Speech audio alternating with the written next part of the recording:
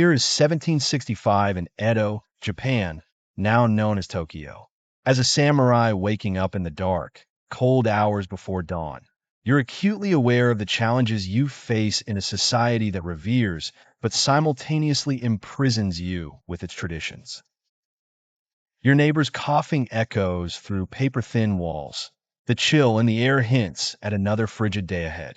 The warmth from the dying embers of your brazier is scant comfort for your freezing fingers. This morning finds you in a familiar scene.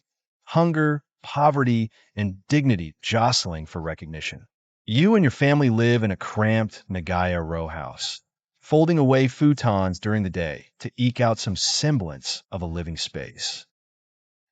As a samurai, you hold rank and status, yet your lifestyle is a far cry from the luxury often associated with nobility. An empty belly has a way of slowing time. Last night's meager meal hardly sustains you. Selling your swords, the emblem of your very being, is unthinkable. Without them, you lose your identity, your reason for others to bend their heads in reverence. Your dear wife, the daughter of a merchant, rises before dawn to serve rice porridge that thinly veils your household scarcity. Together, you know the children's need for sustenance outweighs your own. Your wife's stern insistence eventually prevails. You savor each watery mouthful, aware that its warmth is temporary. Stepping into the outskirts of awakening Edo, you catch sight of neighbors peeling their doors open to a careful existence mirroring your own, a district of low-ranking samurai, each grappling with pride, survival, and quiet desperation. Your mended socks, courtesy of your wife's skilled hands, remind you of her love and your shared burden. Ichiro and Yuumi, your children, embody hope through their lessons in literacy. You commit to review their progress, a modest assurance within your grasp. As the sky ignites in hues of pink and gold, you part with familial warmth, joining the daily procession toward obligations at the castle. Fellow samurai emerge, their attire threaded with similar tears, their stomachs echoing the same symphonies of emptiness. Tanaka, a neighbor, greets you with familiar camaraderie. Tanaka shares what you both know. Poverty is a silent partner, lingering at every turn. Consistently, the rice merchant raises prices, adhering to his fortunes while your stipends falter against the climb. You remain trapped in your samurai, bureaucratic roles, a vestige of the warrior spirit extinguished by the shogunate's long-standing peace. Amid bustling market stalls and bowing passers-by, respect tinged with the irony of disparity, Tanaka tells of Yoshida's plight, forced to take clandestine work to afford medical care for his child. You ponder the incomplete paper umbrellas under your home's floorboards, your own covert bargain for survival. Edo's streets pulse with life, merchants flourishing, craftsmen thriving, yet the historically revered samurai navigate their path shrouded with economic shadows. A timeless cycle unfolds, dignity dictating honor, while pragmatism demands sacrifices, decisions lingering like echoes in the chilly Edo air. The street widens as you approach the castle district. Ahead, the massive stone walls rise up, impressive and intimidating. Hundreds of samurai stream toward the gates, reporting for their daily duties. From a distance, you all look the same, proud warriors in service to your lord. Another day of glory, Tanaka says with a wry smile as you pass through the gates. Indeed, you reply, straightening your back and adopting the dignified expression expected of your rank. Another day of being hungry and important. The guards at the gate bow as you enter. Your stomach growls, but your face reveals nothing. You are samurai. Appearances must be maintained, even when the reality behind them is falling apart. The morning sun finally breaks over the horizon, painting the castle towers in golden light. It's beautiful, a reminder of the culture and civilization your class has helped build and protect. There is honor in your service, even if there isn't much food. You pat the swords at your side once more, taking comfort in their weight. Hungry or not, you are samurai, and the day has just begun. The castle bustles with activity as you and Tanaka pass through the second gate. Servants scurry about, carrying scrolls and tea. Higher-ranking samurai stride confidently through the courtyards, their silk clothing crisp and new. Their swords gleam in the morning light, polished by servants rather than by their own calloused hands. You bow deeply to an older samurai in expensive clothing, Lord Matsudaira's right-hand man. He barely acknowledges you with a slight nod before continuing on his way. Someday, Tanaka whispers, I'm going to be so important that I'll only have to bow that much. He demonstrates with a barely perceptible tilt of his head. You snort, and I'll be so rich, I'll eat 2 meals every day. Now you're just being ridiculous, he says, and you both laugh quietly.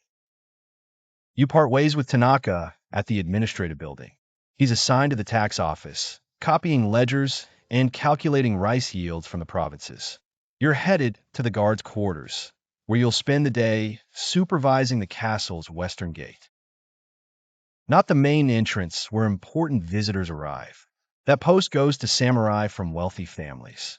You watch the servants' entrance, where deliveries come in and kitchen waste goes out. Kato, the guard captain, greets you with a bow. You're assigned to the third watch today. That means midday to late afternoon. Not bad. The morning watch means standing in the cold, and the evening watch means getting home after dark when the streets aren't safe. Midday means sun, which means warmth without having to buy charcoal. Thank you, Captain. You reply with a bow of your own. The guard room is warm and smells of tea. A group of samurai sit around a low table, some playing Go, others just talking. All of them look up when you enter. Most nod in greeting. These are men like you, low-ranking samurai doing their duty, trying to maintain dignity while their purses grow lighter each year. Kato comes settle a debate, calls Ishida a round-faced samurai with a perpetually cheerful expression despite his circumstances. Yamamoto says a true warrior would rather die than eat farm-raised fish.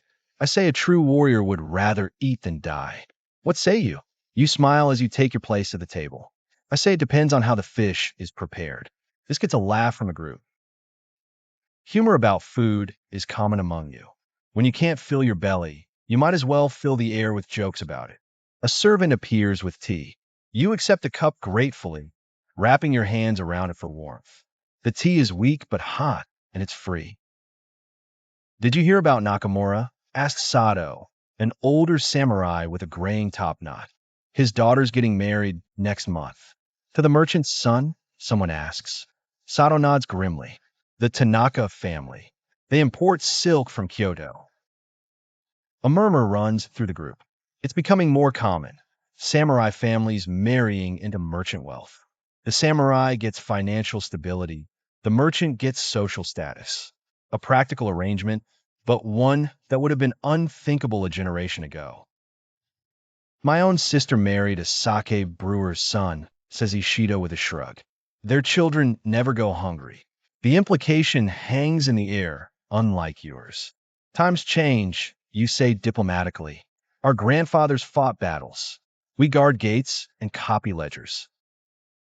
Perhaps our grandchildren will brew sake. Or perhaps the old ways will return, says Yamamoto, the youngest of the group. His eyes shine with naive idealism. The way of the warrior is eternal. The sword is the soul of the samurai. The soul doesn't fill the stomach, mutters Sato. Speaking of which, Ishida changes the subject. My wife made rice balls with pickled plum, more than I can eat. Anyone interested? This is a familiar ritual. No one would openly admit to hunger or accept charity, but sharing food allows everyone to maintain their dignity. You accept a rice ball with measured casualness, as if doing Ishida a favor. Thank you. It would be shameful to let good food go uneaten. The rice ball is small but delicious, the sour plum in the center cutting through the blandness of the rice. You eat slowly, making it last. Conversation flows around you. Complaints about stipends, stories about children, rumors about court politics, the usual topics that fill the hours between duties. You listen more than you speak, conserving energy. When it's time for your watch, you and three other samurai make your way to the western gate. The sun is high now, warming the stone walls of the castle. Your post is a small covered platform overlooking the gate. From here, you can see everyone who comes and goes. Checking for thieves or checking for ghosts? Jokes Miyamoto, one of your watch partners. Both, you reply. The thieves steal our food, and the ghosts steal our sleep. The first hour passes slowly. You check wagons bringing vegetables for the castle kitchens, verify documents carried by messengers, about to higher-ranking officials who pass through. Routine work that requires alertness, but not much thought. Your mind wanders to the money problems waiting at home. The rice merchant must be paid next week. Your son needs new sandals for the winter. The roof leaks when it rains heavily. Each problem links to the next, like beads on a string, a rosary of worries that you count throughout the day. Kato-san, Miyamoto's voice pulls you back to the present. Merchant at the gate asking for you specifically. Your heart skips. Has your secret side work been discovered? But no, you recognize the merchant approaching the gate. It's Fujiwara, one of your wife's distant cousins. He trades in cotton goods and occasionally brings small gifts for your children. You descend from the platform to meet him at the gate. Kato-san, he greets you with a deeper bow than a merchant would typically give a low-ranking samurai. Family connection warrants the extra respect. I was passing by and thought to pay my respects. Fujiwara-san, you honor me with your visit. The formal language comes automatically, a script you've both performed many times. He looks well. His kimono is of good quality cotton, his sash silk, his sandals new. Business must be good. I visited your home yesterday, he says quietly, stepping aside so a cart can pass through the gate. Your wife mentioned the roof. You stiffen. Pride wars with necessity in your chest. It's a small matter. I'll attend to it when my duties permit. Fujiwara nods, understanding the unspoken message. He doesn't offer help directly. That would shame you. Instead, he says, my warehouse received a shipment of cypress shingles yesterday, more than I ordered. I was planning to sell the excess, but perhaps you would take them off my hands, at a discount, of course. I dislike having excess inventory. This is how it's done. Not charity, but business arranged so you can accept help without losing face. I could consider it, you say stiffly. What price were you thinking? He names a figure so low it's practically a gift. You should refuse. Your samurai pride demands it. The afternoon wears on. The sun begins its westward descent, casting long shadows across the castle grounds. Your stomach reminds you that the rice ball was inadequate, but you ignore it. There will be food at home. Not much, perhaps, but something. A commotion at the gate draws your attention. A group of merchants has arrived with samples of silk for the lord's ladies. They're being thoroughly searched, as protocol demands. Careful with those, snaps one merchant as a guard unwraps a package. That's Chinese silk, worth more than you make in a year. The guard's face darkens, but he says nothing. He can't. The merchant is right. The silk probably is worth more than a guard's annual stipend. But more importantly, the merchant is under the protection of Lord Matsudaira himself. You watch from above, a familiar bitterness rising in your throat. The merchant wears fine clothes and speaks carelessly to warriors who could cut him down in seconds. But they won't, because the peace established by the Tokugawa Shogunate values commerce and stability over martial prowess. I remember when merchants knew their place, mutters Miyamoto beside you. My grandfather told stories about how they would kneel in the street when samurai passed by. Your grandfather probably ate regularly, too, you reply. Miyamoto snorts. True enough. Once cleared, the merchants proceed into the castle, their precious silks rewrapped and carried carefully. You watch them go, wondering what it would be like to handle such wealth so casually. The rest of your watch passes without incident. When your replacement arrives, you bow to the captain, collect your token of attendance, proof you completed your duty necessary for receiving your stipend, and prepare to leave. The castle is quieter now as the administrative day ends. Scribes and officials stream out of the buildings, heading home to their families. You recognize many faces, fellow low-ranking samurai, all wearing the same, slightly worn clothing, all carrying the same worries home with them. At the main gate, you spot Tanaka waiting for you. How was tax collection today? You ask as you fall in a step beside him. He grimaces. Numbers, numbers, and more numbers. The rice harvest from the northern provinces is down this year. Bad weather.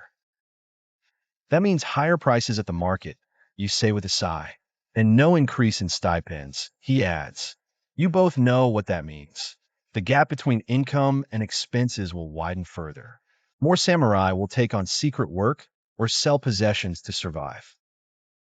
As you pass through the castle gate onto the main street of Edo, the city is at its busiest. The setting sun paints everything gold, making even the shabbiest buildings look grand for a moment. Merchants are closing up shops. Food vendors call out their final offerings of the day. The smells of grilled fish, steamed buns, and sweet dango dumplings fill the air. Your stomach growls loudly. Betrayed by your own body, Tanaka laughs. Mine is no more loyal. A food vendor calls out to passing customers. Last skewers of the day, special price. The grilled chicken smells heavenly. Your mouth waters involuntarily. We could, Tanaka suggests hesitantly. Just this once. You're tempted. The stipend won't come for another 10 days. The roof needs fixing. Your son needs sandals. But the smell? Before you can decide, a commotion further down the street catches your attention. A group of men surround someone, voices raised in anger. Is that Yoshida? Tanaka squints. You confirm, recognizing your fellow samurai. You and Tanaka exchange a look, then hurry toward the disturbance. As you get closer, you see Yoshida standing rigid, one hand on his sword hilt. Faced by three angry-looking men in merchant clothing. You can't keep delaying payment, one is saying. Our master has been more than patient. I've explained my situation, Yoshida replies, his voice tight. The stipend comes next week. You'll be paid then. That's what you said last month, says another man. Our master's patience is at an end. You and Tanaka position yourselves behind Yoshida, forming a line of three samurai facing the debt collectors. The merchants notice and hesitate. Is there a problem here? You ask, keeping your voice level but allowing your hand to rest casually on your sword. The lead collector looks at the three of you, calculates the odds, and takes a step back. This is a private matter of business between Yoshida and our master. Yoshida-san is our colleague, says Tanaka. His matters are our concern. A small crowd has gathered to watch. This type of confrontation isn't uncommon in Edo. Samurai debt is a growing problem, and merchants are becoming bolder in their collection methods. The collector bows stiffly. We meant no disrespect. We'll return next week, as arranged. They back away, disappearing into the crowd. The spectators, disappointed that there won't be more drama, disperse as well. Yoshida's shoulders slump once they're gone. Thank you, he says quietly. They've been following me for days. How much do you owe? Tanaka asks. Yoshida names a sum that makes your heart sink. It's more than any of you could help with. The doctor's fees for my son, he explains, and then food, and then he trails off. The story is familiar. One expense leads to debt, which leads to interest, which leads to more debt. A spiral that's increasingly common among your class. Come, you say, making a decision. Let's get something to eat. I can't, Yoshida begins. I received an advance on a private matter, you say. Choosing your words carefully. The umbrella making doesn't need to be mentioned explicitly. Consider it a loan until your stipend arrives. The three of you approach the food vendor, who bows respectfully to your swords, if not your worn clothing. You order 3 skewers of grilled chicken, an extravagance, but necessary. Yoshida looks like he might collapse from hunger, and your own strength is fading after the long day. The first bite is heaven. The meat is tender, seasoned with salt and a touch of sweet sauce. You eat slowly, savoring each morsel, aware that such treats are rare. My wife doesn't know how bad it is, Yoshida says after finishing his skewer. I've been telling her the stipend was reduced temporarily. She thinks things will improve next month. Will they? Tanaka asks. Yoshida shakes his head. I don't see how. Unless. He doesn't finish, but you understand. Unless he takes more side work, unless he sells something valuable, unless some miracle occurs. The three of you walk in silence for a while, each lost in similar thoughts. The streets grow quieter as you leave the main commercial district and enter the area where many low-ranking samurai live. The buildings here are smaller, more modest, but still maintain an appearance of respectability. Appearances matter, especially when reality is increasingly difficult. My grandfather fought at Sekigahara, Yoshida says suddenly. He was given his position and stipend by Lord Tokugawa himself for his bravery. The Battle of Sekigahara, 1600, the fight that established the Tokugawa Shogunate and began the current era of peace. Ancient history to you, but clearly a point of pride for Yoshida. Mine served the Maeda clan in Kanazawa, Tanaka offers. He once saved his lord from an assassin. And yours, Kato-san? Yoshida asks. You shrug. A minor vassal of the Yasuji, then the Tokugawa after the unification. No grand tales of heroism.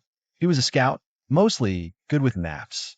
What you don't say is that your grandfather would be ashamed to see what has become of his legacy. The lantern is already lit beside your front door when you arrive home. Your wife must have placed it there, a small beacon guiding you through the darkening streets. Such a simple gesture, yet it warms something inside you that has nothing to do with physical hunger. You slide open the door, announcing your arrival with a quiet, I'm home. Your wife appears from the inner room, bowing formally as protocol demands, even in your humble dwelling. Welcome back, my lord. The children peek out from behind her. Your son, Ichiro, 9 years old and already trying to stand like a samurai. Your daughter, Yuami, 6 years old, with her mother's eyes. They bow as well, tiny formal figures in threadbare clothing. Father, they call, and for a moment, the weight of the day falls away. Here, in this tiny house with its leaking roof and thin walls, is the reason you endure everything else. Not for the stipend, not for the status, but for these three people who depend on you. How was your day? Your wife asks as she takes your outer garment. Uneventful. You answer, the standard response that spares her the worries that plague you. Guard duty at the western gate. Did you cut down any bad guys? Ichiro asks eagerly, making a slashing motion with an imaginary sword. You smile and ruffle his hair. No bad guys today, just merchants and messengers. Boring, he declares with the confidence of youth. Sometimes boring is good, you tell him. It means peace. Peace has been a way of things for over a century and a half now. The great wars that established the Tokugawa Shogunate are distant history. Your grandfather might have used his sword in actual combat, but you never have and likely never will. You're trained in their use, of course. All samurai are. Your battles are fought with ink brushes and account books, not steel. Yuami tugs at your sleeve. We made dinner, she says proudly. I helped. Did you? You let her lead you to the dining area, a corner of the main room where a small table sits low to the floor. What feast awaits me? The feast is what you expected. A small portion of rice, miso soup with a few bits of tofu floating in it, and pickled vegetables. Simple fare, but prepared with care. The portions are small, carefully rationed to stretch what little you have. You notice immediately that there are only 3 settings for you and the children. Your wife has not served herself. You're not eating? You ask her quietly as the children settle at the table. I ate earlier, She lies smoothly while preparing the food. You know better, but you don't challenge her. This is her way of ensuring you and the children have enough. Tomorrow, you'll skip a meal to balance things, to maintain the delicate equilibrium that keeps your family functioning. The meal begins with the traditional words of gratitude. Even in poverty, certain forms must be observed. The samurai may bend under economic pressure, but they do not break with tradition. Itadakamasu, you all say in unison, giving thanks for the food. The children eat quickly, hungry after a day of study and play. You eat more slowly, savoring each mouthful, aware of the effort that went into providing even this modest meal. Tell me of your studies, you say to Ichiro. He straightens his back, eager to report. I practiced my calligraphy and read the passage from the Analects that you assigned. The superior man thinks of virtue. The small man thinks of comfort. And what does that mean to you? You ask. Ichiro considers seriously that a samurai should care more about being good than being comfortable. That's a fair interpretation, you say, surprised by his insight. And do you agree with it? He hesitates, glancing at the meager food on the table. I think being good is important, but being comfortable would be nice too. Your wife makes a small sound that might be suppressed laughter or dismay at such candid speech. You smile at your son. Wisdom beyond your years, you tell him.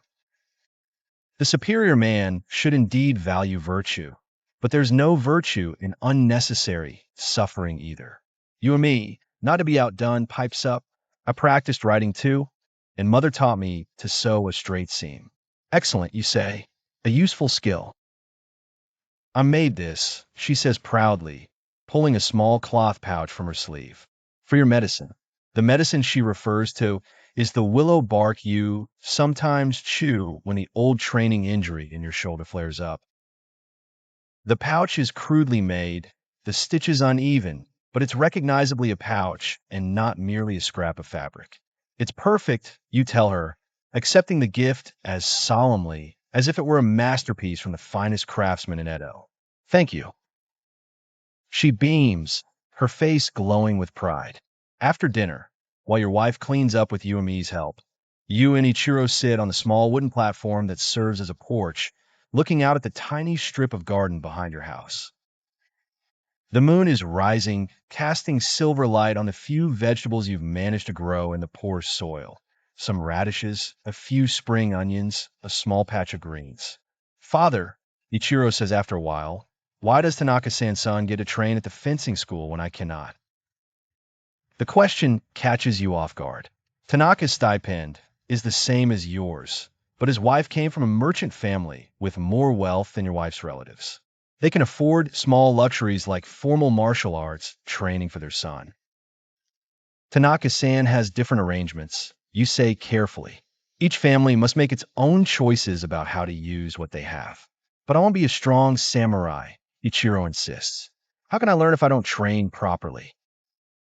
You place your hand on his shoulder. There are many ways to learn, son. I will teach you what I know. And strength isn't just in the arm that holds the sword, but in the mind that decides when to use it. He doesn't look entirely convinced, but he nods dutifully. Besides, you add, a true samurai finds ways to improve himself, no matter his circumstances. Remember the story of Miyamoto Musashi, who crafted a wooden sword when he had no proper one and still defeated his enemies. This brightens him considerably. Musashi is a hero to many young samurai boys. The legendary swordsman who never lost a duel, who fought with two swords when everyone else used one, who lived by his own rules. Will you show me the two-sword technique? He asks eagerly. Someday, you promise. When you're a bit older, and when we can afford a proper Bakken training sword, you add silently. You send him inside to prepare for bed, but remain on the porch yourself, watching the night deepen over Edo. In the distance, you can see the lights of the wealthier districts, where high-ranking samurai and prosperous merchants live in spacious houses with proper gardens.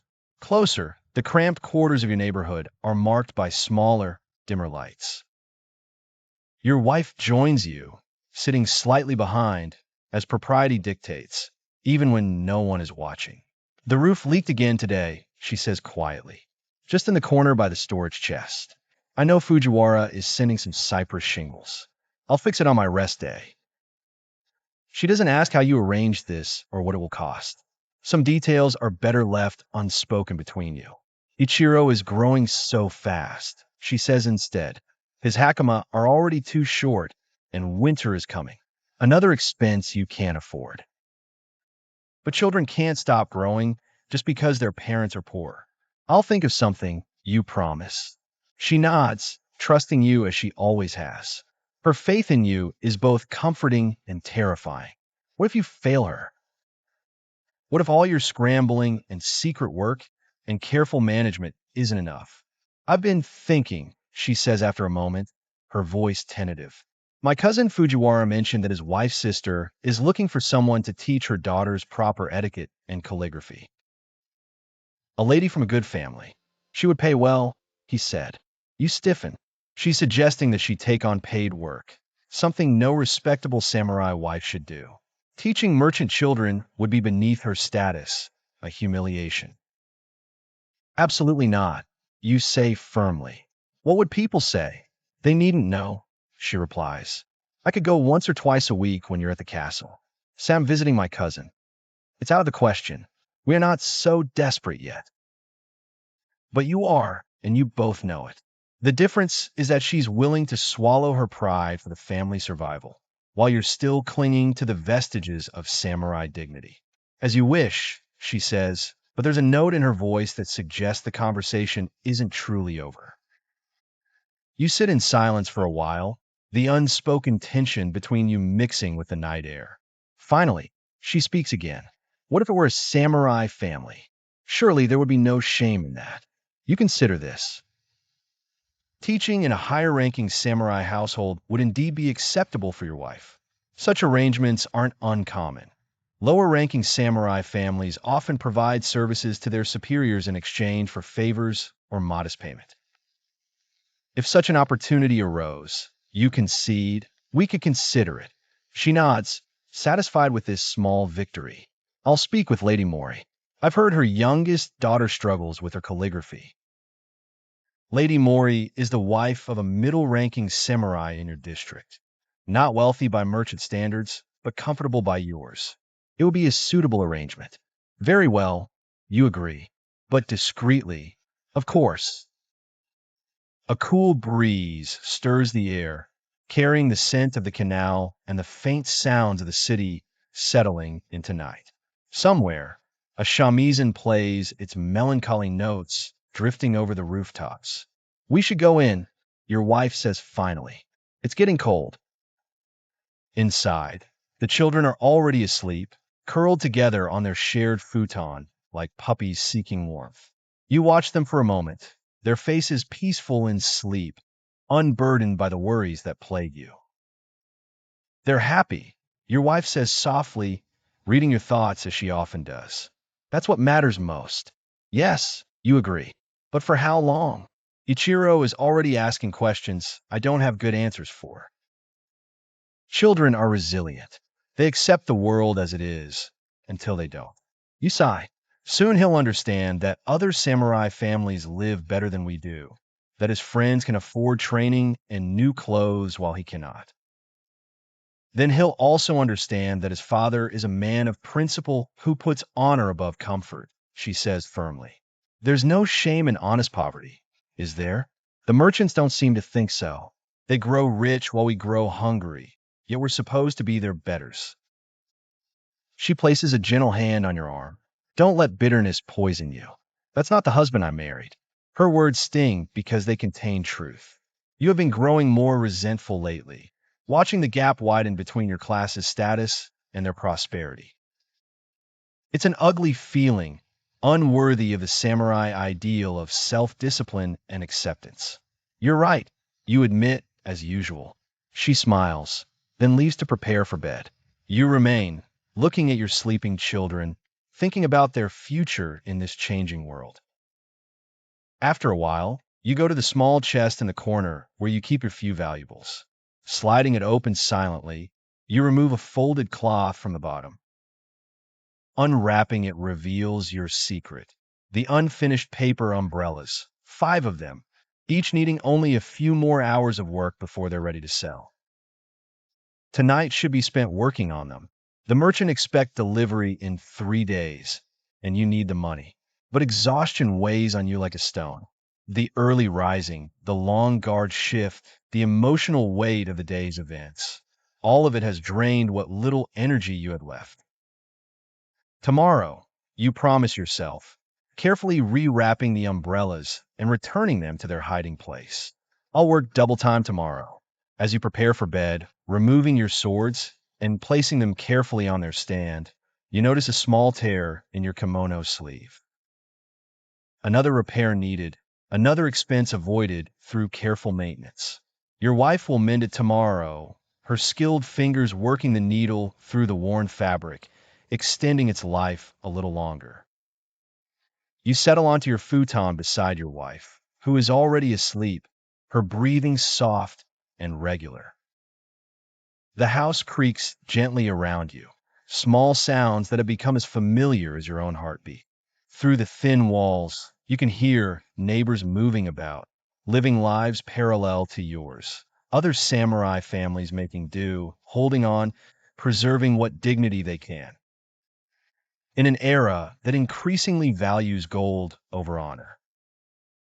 Sleep comes slowly as your mind churns with worries and plans. The roof, Ichiro's clothes, the umbrella deadline, the winter stores you need to begin setting aside. Each concern connects to the next in an endless chain that wraps around your thoughts like a constrictor. Eventually, exhaustion overcomes anxiety, and you drift towards sleep. As consciousness fades, you find yourself thinking of your grandfather, the scout who served the Tokugawa loyally and was rewarded with the position you now hold.